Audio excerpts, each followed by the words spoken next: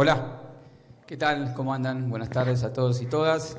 Bueno, agradecer compañeros, a los compañeros del Instituto, compañeras del Instituto de Formación Político-Ideológica por la invitación, al embajador argentino en Honduras, el amigo y compañero Pablo Vilas, al gobierno de Honduras, al Congreso, también por la invitación a los compañeros y compañeras de la mesa. La verdad que hoy conversábamos y es una enorme emoción para nosotros en este día estar acá porque es el día del nacimiento de Néstor Kirchner, un gran patriota latinoamericano, y quizás hay gente que cree en casualidades o hay gente que no cree en casualidades y cree en las causalidades de la historia. Pero Néstor Kirchner para nosotros fue un patriota de nuestra época y su nacimiento es el mismo día del nacimiento de José de San Martín, digamos, que fue un patriota de nuestra independencia.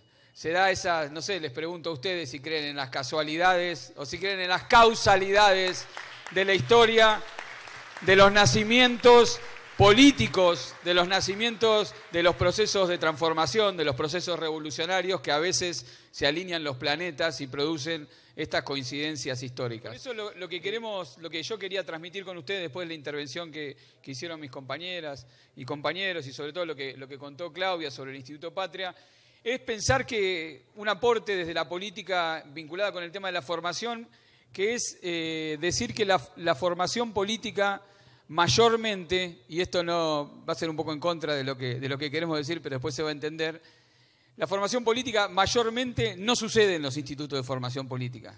La formación política mayormente sucede en la práctica política. La formación política mayormente sucede en la articulación con el quehacer cotidiano, sucede en la pelea cotidiana, sucede en la calle. Lo que hacemos desde los institutos de formación política es construir los marcos conceptuales para tener las mejores herramientas para mejorar esa práctica política. Pero la formación política no es nada más ni nada menos que una reflexión sobre la práctica.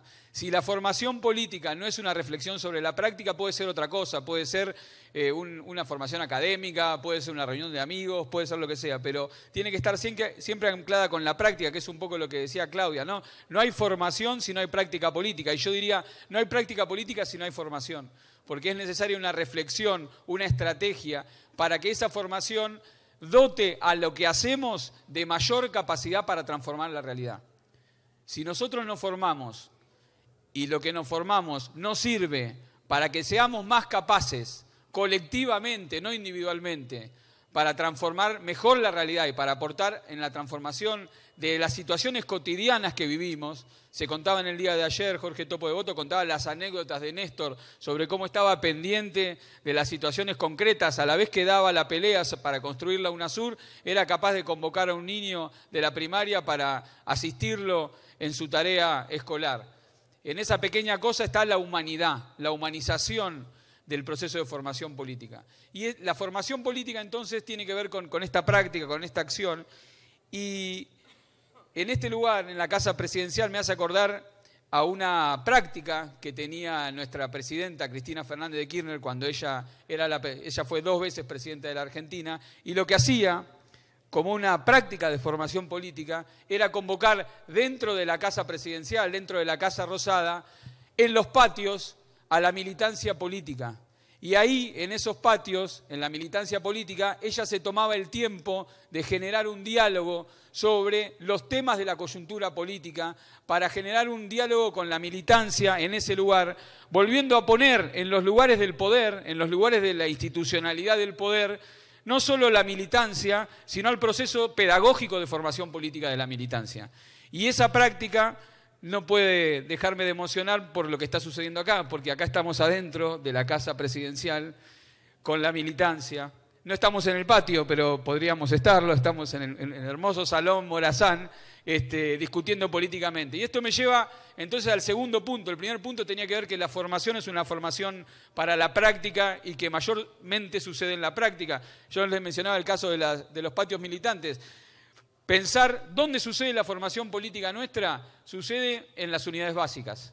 En la Argentina, el peronismo, que es la identidad política mayoritaria del pueblo argentino y es la doctrina de la Revolución Nacional en la Argentina, se organiza territorialmente en unidades básicas, que son como los comités de defensa de la revolución, digamos, ¿no? Que son los espacios que en cada territorio, en cada manzana, en cada barrio, se organizan para convocar a la gente a resolver los problemas cotidianos, pero también para dar las grandes discusiones políticas, para articular con la política estatal si estamos en el gobierno, para resistir a la derecha de la oligarquía si no estamos en el gobierno y organizar las marchas que tenemos que hacer. Y es en ese lugar donde también sucede la militancia política y sucede la formación. Entonces nosotros desde los institutos de formación conectamos con esa territorialidad y esa es la potencia política. Entonces, tanto en la dimensión de la práctica de nuestros líderes, en los espacios institucionales, como en la dimensión de la práctica política cotidiana, aparece la formación. El segundo punto que quería marcar, y que también se dijo antes, pero lo quiero destacar, es que pensar a nuestros líderes como los grandes maestros. Nuestros grandes líderes políticos son nuestros grandes maestros y maestras, son nuestros grandes pedagogos. Ellos nos enseñan, pero no solo nos enseñan cuando nos explican algo en los patios militantes, nos enseñan cuando dan la pelea política. Dar la pelea política, convocar a dar la pelea política, es un acto de pedagogía social sobre las grandes mayorías. Y nosotros aprendemos los contornos de la radiografía del poder y las tareas de la etapa a partir de que el enemigo aparece cuando lo empezamos a nombrar. Por eso, en el día de ayer se pasó el videíto donde Néstor nombraba a Clarín, digamos, ¿no? Que uno dice, bueno, ¿qué tiene de novedoso, de revolucionario? Pelearse con un diario, digamos, ¿no? No es pelearse con un diario, es nombrar a quienes llevan adelante la tarea de deformación política nuestra, que son los instrumentos ideológicos de la clase dominante y de las oligarquías, para convencernos de que el mundo es como ellos, injusto como ellos quieren que sea. Entonces, en la tarea de la acción política de nuestros líderes está, para mí, el segundo punto de nuestra formación, que es aprender de nuestros líderes y darle la entidad, no solo aprender de nuestros líderes en cuanto a las peleas que ellos dan. Hay un debate, en general dice, bueno, ¿para qué vamos a dar esta pelea si no la vamos a ganar? Y esa es una de las primeras trampas, ¿no? Luchar contra el posibilismo. No demos esta pelea porque no están dadas las correlaciones de fuerza para poderla dar. Entonces lo mejor es, para no tener una derrota, no dar esa disputa. Pero sin embargo, aún las peleas que sabemos que quizás no vamos a ganar, tienen un valor y se ganan. ¿Y se ganan por qué? Porque se señala al enemigo, se convoca a organizarse para dar esa pelea y queda una experiencia histórica acumulada para que la próxima pelea sepamos cuál fue la limitante que tuvimos y podamos hacer un balance crítico para cómo avanzarlo en el otro momento. Entonces, en ese punto me parece que ahí tenemos también una pedagogía política de la práctica en la disputa por el poder, que es el segundo aspecto que yo quería mencionar respecto de nuestros líderes como pedagogos y pedagogas. Y el otro aspecto de nuestros líderes como pedagogos y pedagogas es un poco lo que decía Claudia, tomarnos al pie de la letra lo que escriben y darle la entidad conceptual que eso merece tener. Pareciera ser que si hay un texto escrito por Morazán, no vale tanto un texto por Morazán, un texto de Bolívar, un texto de Perón, no tiene el valor conceptual, ¿no? Cuando pensamos vamos a hacer formación, bueno, vamos a leer un libro académico, pero nuestros líderes que se tomaron el trabajo de pensar la realidad política, de conceptualizarla, le tenemos que dar el valor conceptual a esos textos.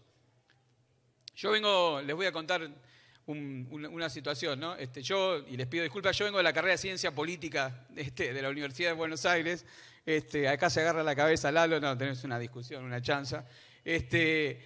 Y nos enseñan que la política y nuestras constituciones, etcétera, nos quieren enseñar leyendo El Federalista, que son unos papeles que escribieron en el proceso de independencia norteamericano. Como en esa época no existía WhatsApp, no existía TikTok, para convencer a las personas escribían volantes. ¿Se dicen volantes acá? ¿Cómo se dice? Volantes para convencer a la gente, pero como en esa época tenían mucho tiempo, escribían volantes largos. ¿Sí? En esos volantes largos convencían a la gente si Estados Unidos tenía que hacer un presidencialismo o no sé qué tipo de gobierno político, y eso hoy se estudia en cualquier universidad nuestra como si fuera el concepto de la ciencia de la que todos tenemos que aprender. Ahora, no estudiamos la Carta de Bolívar con el mismo nivel conceptual. Y la Carta de Bolívar era también un volante que él escribía en el marco de la disputa por la independencia de nuestra América. Sin embargo, la Carta de Bolívar no tiene el valor que nosotros le queremos dar. el texto Conducción Política de Perón, que ya que estamos recomendando cosas para buscar en Internet, les recomiendo, busquen en Internet Conducción Política de Juan Domingo Perón, o el modelo argentino también de Juan Domingo Perón, lo pueden buscar, son textos que se pueden descargar. No le damos ese valor conceptual, pensamos que son cosas que se pueden usar o no, pero no tienen un valor conceptual. Entonces, segundo punto, desde cómo abordamos nosotros la formación política, es nuestros líderes como grandes formadores y pedagogos y pedagogas políticas, desde su práctica en la disputa con el poder, pero también desde su conceptualización. Leamos, que no nos cuente otro lo que dijeron nuestros líderes, leamos nosotros a nuestros líderes y lideresas. Y lo último para cerrar es, en este momento, desde qué punto de vista abordamos nosotros la formación y para qué en esta coyuntura particular. La formación puede tener distintas formas, tiene que ver con la práctica, tiene que ver con la disputa política, tiene que ver con cambiar la correlación de fuerzas, tiene que ver con ubicar a nuestros líderes y lideresas como referentes, pero tiene que estar en sintonía con la tarea de cada etapa. Desde nuestro punto de vista, actualmente en la Argentina y en el marco de la región, estamos atravesando una disputa que tiene que ver con qué característica va a asumir este proceso de transformación latinoamericano. En Honduras han derrotado a la dictadura, se recuperó un gobierno popular, lleva ya un año de enormes logros, donde todos podemos aprender mucho de lo que han hecho acá. Por ejemplo, hace poco renovaron la Corte Suprema, cosa que nosotros en la Argentina no hemos podido hacer, tenemos mucho que aprender ahí. Yo cuando llegué y vi el periódico de los compañeros y compañeras que en la tapa tenía la Corte Suprema, le saqué una foto, lo mandé a Argentina y le dije, así se gobierna. Digamos, ¿no? Tenemos que aprender nosotros también de lo que ustedes hacen.